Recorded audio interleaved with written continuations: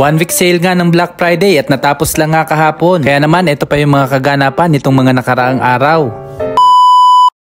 Ngayong araw nga pala ang pinakahihintay ng mga tao dito sa Canada at US, ang Black Friday. Sakto nga at parehas kaming walang pasok ngayon, kaya naman ginising ko na rin tong si Mama Shell. Syempre dahil nga hindi kami mahilig maligo at malamig, naghilamos na lang muna kami. Sa totoo lang, mas gusto nga namin sa gabi maligo bago matulog para mas presko.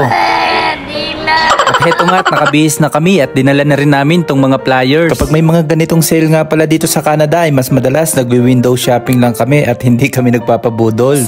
Buti nga at hindi nag-snow ngayon at nakisama tong panahon at nagpakita itong haring araw. Sumikat lang nga ang araw pero malamig pa rin ang hangin. Pero salamat na rin at walang snow. Amazing! Tara at samahan nyo kami at maghanap tayo ng mga murang mabibili dito sa Canada. Dito nga ang unang destinasyon namin sa Walmart. Wow. Dahil nga maaga kaming lumabas ng bahay at sarado pa ang mga mall ay dito muna kami pupunta. Tingnan nyo naman at umuusok pa ang mga bibig namin sa lamig at para kaming naninigarilyo. Pagpasok mo pa nga lang ay bubungad na sa'yo ang mga nakasale nilang paninda dito. Tingnan nyo naman itong 25 liters nilang oven toaster. 99.98 lang nga. Kaso guys, dollar yon ha, hindi yun peso. Pero mura na rin dahil nga kung sa peso yun ay halos 4,000 lang. Meron din sila ditong open box at eto nga yung mga isinuoli ng mga customer. Mura nga to pero mahirap na, baka may diferensya na yung unit. Madalas nga mga gadget ang tinitingnan namin dito dahil mas madalas mas mura ang Black Friday sale kesa sa Boxing Day dito sa Canada. Heto nga 55 inches nilang Smart TV ay $298 lang at $448 lang nga pag dito sa 65 inches na flat screen. Tumingin na rin kami dito ng mga Bluetooth headphones. Kaso nga parang eto pang AirPods ang nagugustuhan ni Mama Shell. Sabi ko nga ay titingin pa kami at maghahanap pa kami sa ibang store.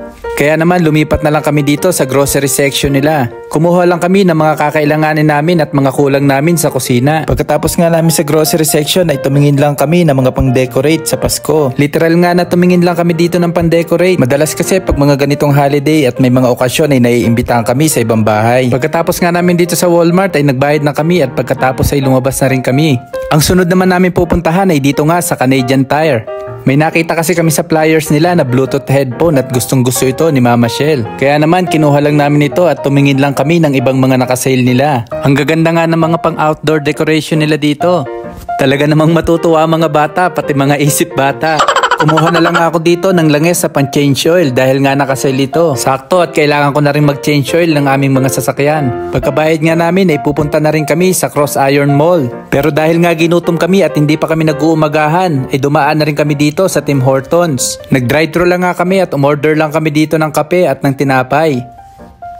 At dito na lang nga din kami kumain sa may sasakyan. At tingnan nyo naman ang tradisyonal na ginagawa natin, ang sinasawsaw ang tinapay sa kape. Ganyan talaga kalinis sa mga Pilipino, di ba?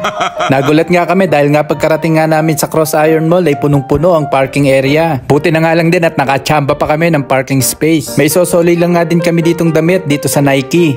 Tingnan nyo naman at Paskong-Pasko na dito sa mall. At pati nga dito sa Jollibee ay may mga nakapila pa.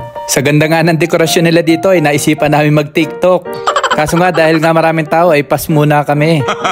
Kumuha lang kami ng mga ilang videos dito at pagkatapos ay dumiretso na rin kami sa Nike. Kaso nga pagdating namin sa Nike ay sobrang haba ng pila dito. Sabi ko nga ay sa ibang araw na lang namin ipalit itong t-shirt. Kaya naman lumipat na lang kami doon sa mga establishment na walang pila. Dito nga sa Tommy ay 50 to 70% ang sale nila. Magaganda nga ang mga deals nila dito. Kaso lang pag hindi mo talaga kokontrol ang sarili mo ay talaga namang mabubudol ka pag ganitong mga sale.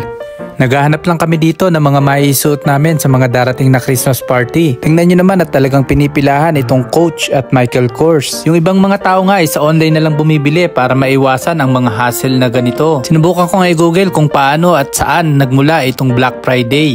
Sa mga hindi po nakakaalam, ang Black Friday ay isang tradisyon na galing sa Amerika. Ginaganap ito tuwing huling Biyernes ng November. Pagkatapos ito ng Thanksgiving sa Amerika na kadalasan ay ginaganap tuwing huling Huwebes ng November. At noong 2008 nga ay sumabay at ginaya na din ng Canada ang Amerika sa tradisyon ng Black Friday para na rin mapasigla ang ekonomiya. Dahil nga isang Black Friday sa ginamit ng Amerika para maibalik ang sigla ng ekonomiya nila. Ang isang magandang advantage lang nga nitong Black Friday ay nakakamura ka talaga sa pagsha-shopping. Lalo na yung may mga negosyo ay talagang sinasamantala nila yung magagandang deals pag ganitong Black Friday. Ngayon nga ay nandito kami sa Urban Planet.